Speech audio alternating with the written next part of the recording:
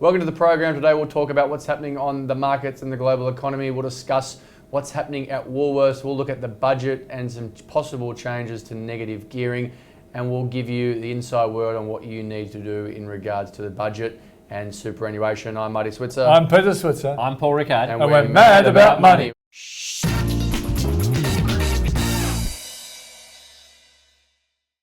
We've only got 2 minutes and we're not going to take any more than 2 minutes, we hope. Per topic. Peter, first question. Global financial markets at the moment. Let me ask the question first. Good few weeks. Last week was reasonably positive. Your thoughts on what's happening at the moment? What are the big things that investors should be considering this week? Well, it's a huge week. The S&P 500, that's the top 500 companies in the biggest economy of the world. 40% of those companies are going to report this week. So we're going to have a really good idea of how the US corporate sector is. What's its health like? You've got the Federal Reserve on late this week and the Bank of Japan, all going to be talking about interest rates and decisions around that. All these are market movers that could either make or break. And we've also got some economic growth numbers coming out as well. That's right, US economic growth at the end of the year, end of the week. So all of that is really important, I think, for what the stock market can do. And the stock market has really done a great lifting job, Paul. Yeah, I think the Australian market has actually done quite well the last couple of days and the latter part of last week. I think you've got to give it some credit. So giving me a little more confidence. I mean, overnight we've had Apple report a miss on earnings and a miss on sales. Why is that important to Australians listening out there, I think also more importantly, Peter, it's a slightly downbeat in terms of what they said about the next quarter. So they're off about 8.5% in the aftermarket, down to about $95. So I guess that we're going to see some impact of that today in our market, because people will be a little bit worried about how the US will react tomorrow when Apple is fully digested into the market. Yeah, and Paul, you're fairly positive on the Australian market's performance over the last couple of weeks. Is that on the back of what's happened with commodity prices? I think it's relatively done okay. I mean, I thought we'd had such a good run up. Given the way we went down on nothing, you almost expected as soon as the US sort of started to stop, a bit of a pull on the oil prices steadied, we might just sort of pay the price, but it actually held up all right. In fact, banks have done better than I think you've seen in the recent times. Are we loving the banks yet? Well, the market needs to love the banks in order for the market to go high. I keep saying that. There are two things. Commodity prices have got to stabilise, which they seem to be doing. They have. And secondly, people have got to get over this bad debt fear in the banks. Now, Westpac kicks off the three major banks. Westpac reports next Monday. We have it's a big week next week. ANZ coming out on budget Wednesday, which people probably want to see, and the National Australia Bank out on the Thursday. So ANZ on the Tuesday and National Australia Bank out on the Thursday. It's a real B week. Banks and budget next week. And Woolworths sales reports. So there's some big data out next week. We'll move on next topic.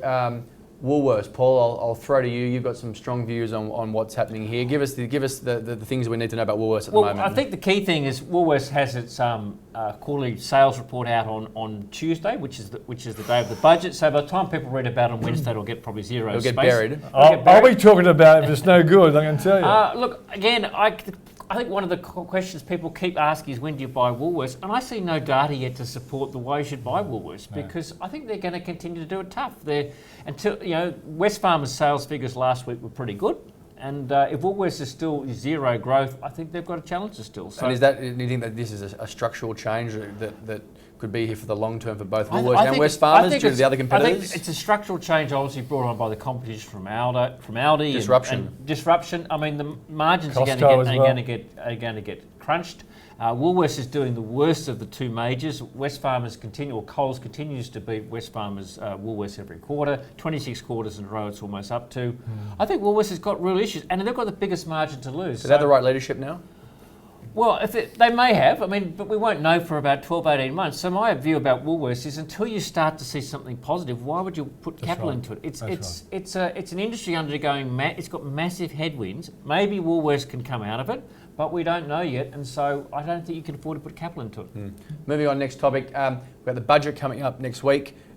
Pete, what are you thinking is going to happen in the budget? What are you expecting, and how critical is this budget to the Turnbull government's re-election hopes? Without a doubt, it's really, really important.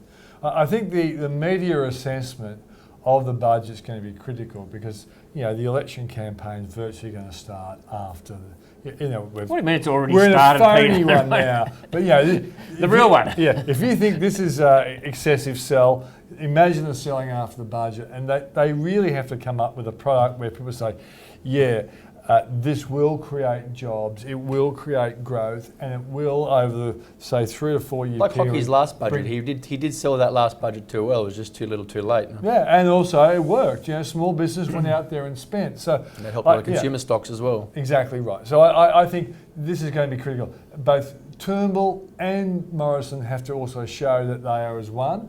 There have been criticisms about their lack of unity on the economics piece. And look, if you look at the last survey, I think it was Newspoll, asked the question of voters, what's the most important issue driving your vote? It's the economy. Stupid. And I think that's what's going to be. If they don't solve that question, if they don't come up with a great answer to how the economy is going to improve over the next 12 months, they're dead in the water. Paul, keen to get your thoughts, and also keen to get what you think in regards to whether some parts of the Liberal Party that has been reported in the press are actually hoping that they lose so they can get control of the party again. Do you believe that? I don't believe that. I think there's a couple of crazies out there. I think we could probably throw a few names out there that our listeners Andrew Bolt says he knows people. He says he knows people who say that. Look, there are some crazies in the right, okay? I mean, who would rather see a loss, but I think 99% of... And do you reckon that's because they think Tony will come back?